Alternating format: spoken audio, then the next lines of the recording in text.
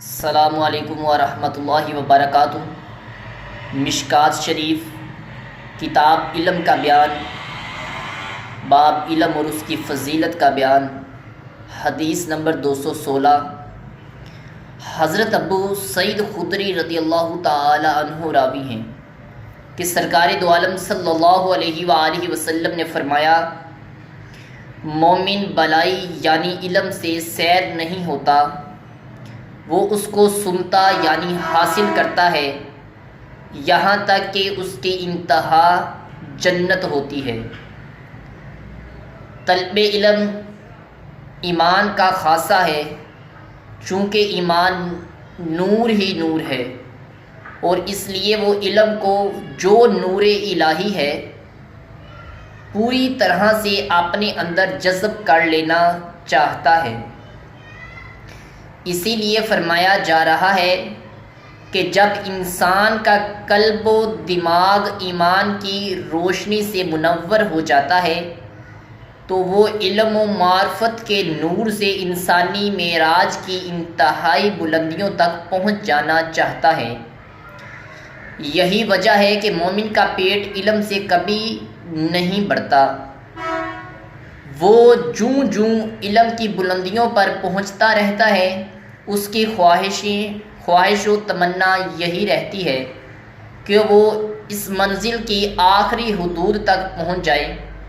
اگرچہ علم کا میدان چونکہ اتنا وسیع ہے کہ اگر انسان اپنی بڑی سے بڑی زندگی کے ساتھ بھی ایک لمحہ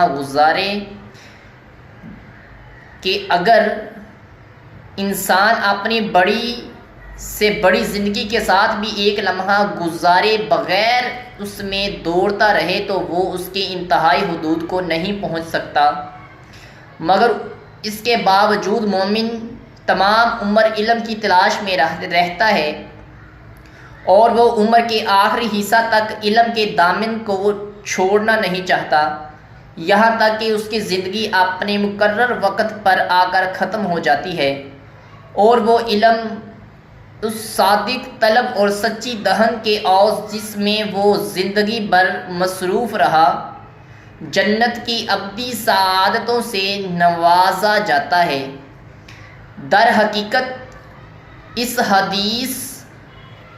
میں طلب علم اور اہل علم کے لیے بڑی عظیم خوشخبری ہے کہ یہ لوگ اس دنیا سے ایمان کے ساتھ رخصت ہوتے ہیں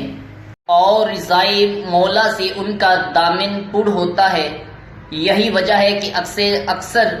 اہل اللہ اپنی زندگی کے آخری لمحہ تک حصول علم میں منہمک رہے ہیں، باوجود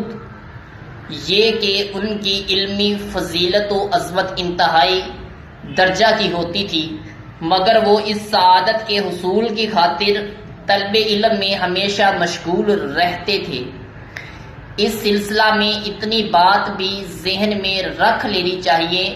کہ علم کا دائرہ بہت وسیع ہے اور یہ اپنے بہت سے گوشوں پر حاوی ہے، اس لیے وہ حضرات جو تصنیف و تالیف اور تعلیم و تعلم میں مشغول رہتے ہیں وہ بھی دراصل طالب علم میں ہی مشغول ہوتے ہیں، اس لیے ان کو بھی طلب علم اور تکمیل علم کا ثواب ملتا ہے، اور وہ اسی زمرہ میں شمار کیے جاتے ہیں۔ حدیث نمبر 217۔ حضرت ابو ہریرہ رضی اللہ تعالی عنہ راوی ہیں کہ سرکار دو عالم صلی اللہ علیہ وآلہ وسلم نے فرمایا، جس آدمی سے علم کی کوئی ایسی بات پوچھی گئی جو اسے معلوم تھی مگر اس نے چھپایا یعنی بتایا نہیں، تو قیامت کے دن اس کے منہ میں آگ کی لگام دی جائے گی۔ اس حدیث میں ایسے عالم کے بارے میں وعید بیان کی جا رہی ہے جو دینی باتیں معلوم ہونے کے باوجود لوگوں کو نہیں بتاتا اور سائل کو جواب نہیں دیتا،